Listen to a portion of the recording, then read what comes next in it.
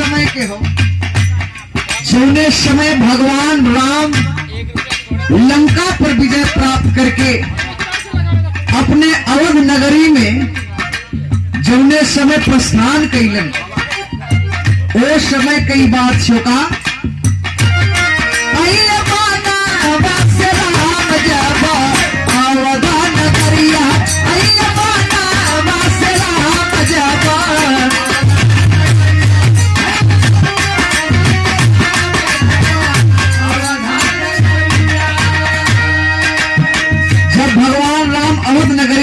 खुशी के लहर दौड़ गई का लोग खुशियां खूब मनावे घर घर दीपक खूब जलावे लोग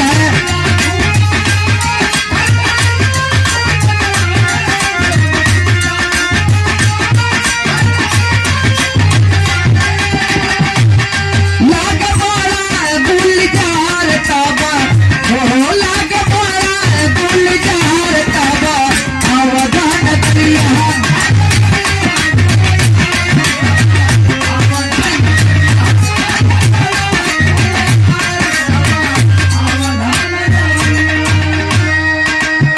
हर बड़ा लोग खुशी में दीपक जलावत हुन की प्रभु 14 वर्ष के बाद वनवास काट के आयल हुन लोग खुशी मनावत हुन लेकिन खुशी जनवा सबके हो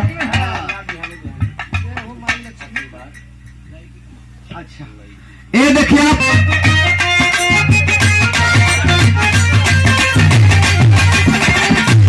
खुशी मनावत हो सबके खुशी हो घर परिवार में लेकिन सीता जी एक कोने बैठ के झरझर झरझर रोवत हो काहे बदे रोए सीता यास बहारी जाके पूछे तब रघुराई रोए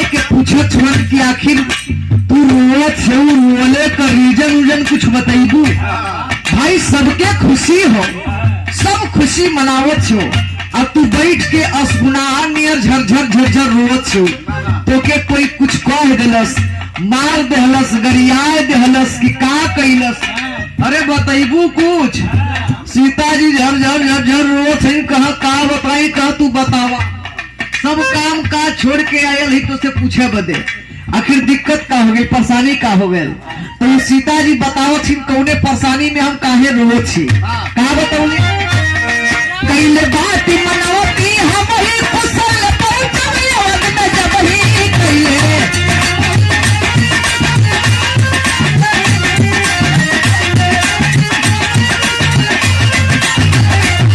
कराई पवित्र जीवन हार तबा कराई पवित्र जीवन हार तबा अवधान करिया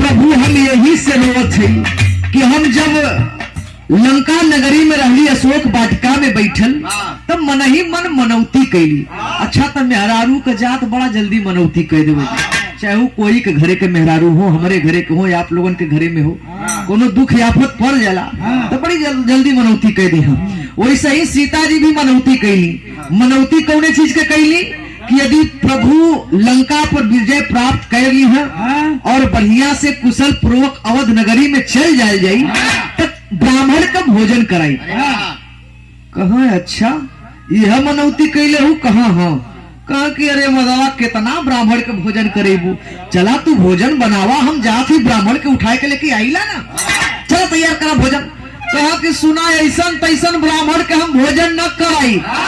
कहा तब? कहा ओ ब्राह्मण के भोजन कराई जवन ब्राह्मण कोई के द्वार पर आज तक खाना न खैले हो। हमारे लिए तोहरे नियम ना, तू तो मर्दवा कई पत्थर तू चटले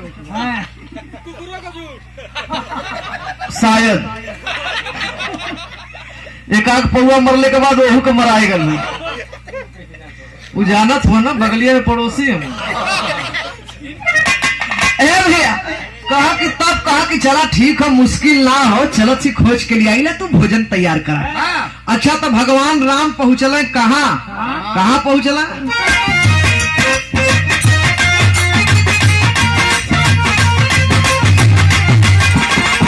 भगवान राम पहुंच गए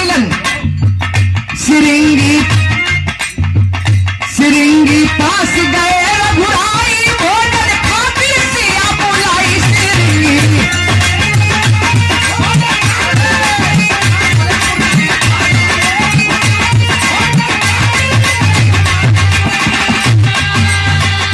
न्योता कैला स्वीकार तब हो, न्योता कैला स्वीकार तब अवधान करिया।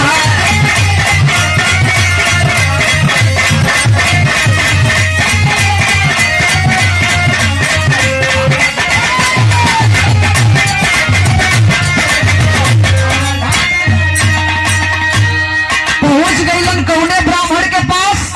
सिरिंगी ऋषि के पास, जवन की इतना टेढ़ गुरु रहला, उनकरे मुंहे से शुद्ध बोलिए न निकला। जब देखा तब टेढ़े बोले, समझला? अब शुद्ध का से बोले ही तो हम जनता न रही। अच्छा तो पहुंचला भगवान राम कहा प्रभु चल के हमारे द्वार पर भोजन कर लेता। सीता जी मनौती कैले हैं। सिरिंगी ऋषि कहा कि अच्छा तो तोरे समझ में हम भिखमंगा समझ में आवत है, चलिए हम तोरे द्वारी पर खाना खाए, हम हर उहर जाकर भोजन करीला, का समझ में आवत है? कहा कि जो भी कुछ हो, सीता जी मनौती कैले ही कि जौन बा ओ ब्राह्मण के भोजन कराई जवन ब्राह्मण आज तक ले कोई के द्वार पर भोजन न कैले हो। तो आपका रिकॉर्ड हो कि आज तक ले कोई के द्वारी पर भोजन करे ना गल हुआ, यही से आपके द्वारी पे आल है। तो सिरिंगी ऋषि अपन तनी बड़कई समझ लो, अब गदगद न हो गई ना। कहा कि जब ऐसा बात है तो चला भाई, कहत हुआ तो चल चलती, लेकिन वैसे हम जाइला ना। अच्छा तो सिरिंगी ऋषि चल देहलन, और जब चलल हुआ तो भइल का?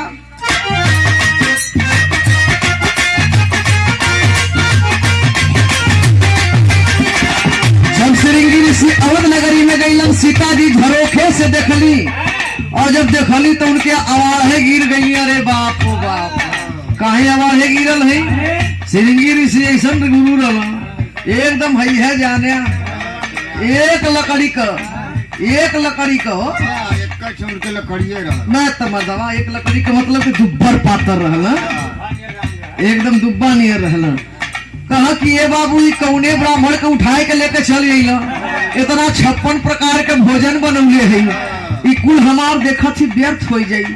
ई कौ पूरी खई है, एक पूरी खई है कि दुई पूरी खई है कि खाता खात चल जाई है, कौ पूरी खई है? सिरिंगी ऋषि बड़ा अगम जानी गुरु रहे, सीता जी के दिल का बात बुझ गई।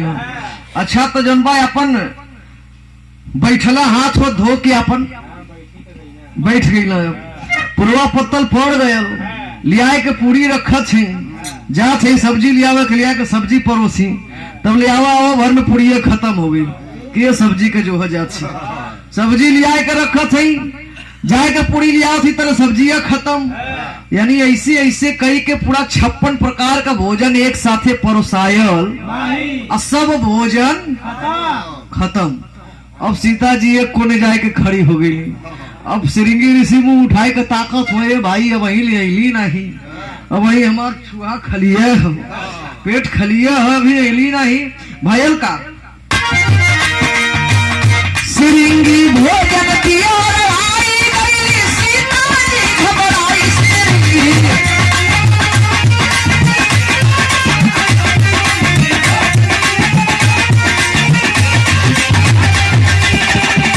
लगिया राखा हरि हमार तब, हो लगिया राखा हरि हमार तब, अवधान करिया।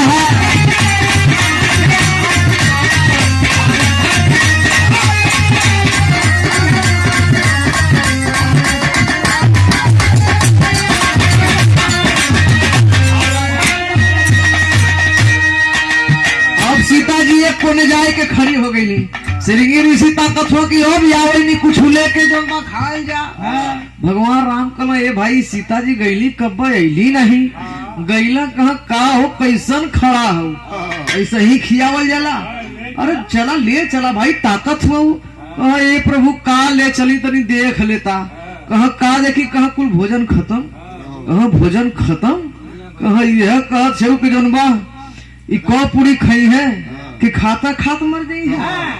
अब बताओ अब बुनिया फचला तो का करी। रामत के गठिया दिया लेके घरे चल रही है। कहा कि तब कहा अब लाज रखदा प्रभु नहीं तो देखा थी बड़ी भारी बेइज्जती हुई। अच्छा तब भगवान राम पहुंचल हुआ जन्मा पानी लेके पहुंचल हुआ। कहत का हो मास्टर कहा कहे अरे बोले राम बसतो धोइबा कि तू पानी आया बतिया बोले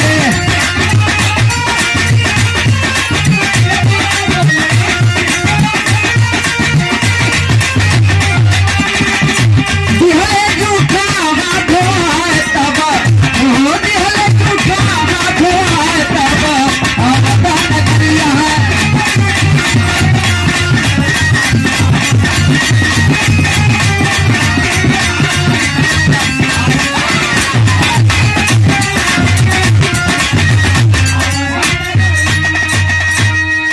भगवान राम पानी लेके पहुंचल हुआ। कहा ये प्रभु पहले पानी पियाई के पहले हाथ धोआई।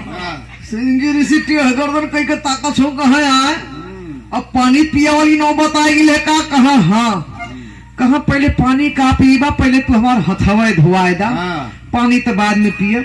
अच्छा तो जब हाथ धोवे लगला उनकर माया देखा। जब हाथ धोवे लगला तो हाथ धोवत धोवत धोवत धोवत धोवत धोवत धोवत धोवत धोवत सब पानी खत्म। गाजर कहलुआ मोछी में लगल है। अब पूरा मोछ में वही जोन बा कुल दाढ़ी में जोन बा पूरा लगल हुआ जोन बा गाजर कहलुआ। अब हम तो देखले ना रही का कहलुआ लेकिन जूठा लगल रहा। अंगूरी के फाका में वही जूठ लगल है धोआयल ना है। पानी खत्म कहा अब राम कहा कि प्रभु अब तक पानी खत्म हो गई पोछ ला। अच्छा तो पोछ ओछ के जनबा कहा कि पनिया कैसे पियबा। कहा पानी उधार रही।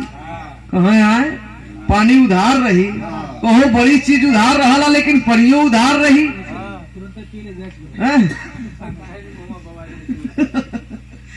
ही गुप्ता धाम वाली जन बूंदी चुगत है मुँह बाय के खड़ा रहा देखा आशीर्वाद मिला ला। कहा कि तब पानी उधार रही। कहा ठीक बा भाई पानी अब उधार रही तो देखा सी तू कहिया पियावला कहिया हमार पेट भरेला। भइल का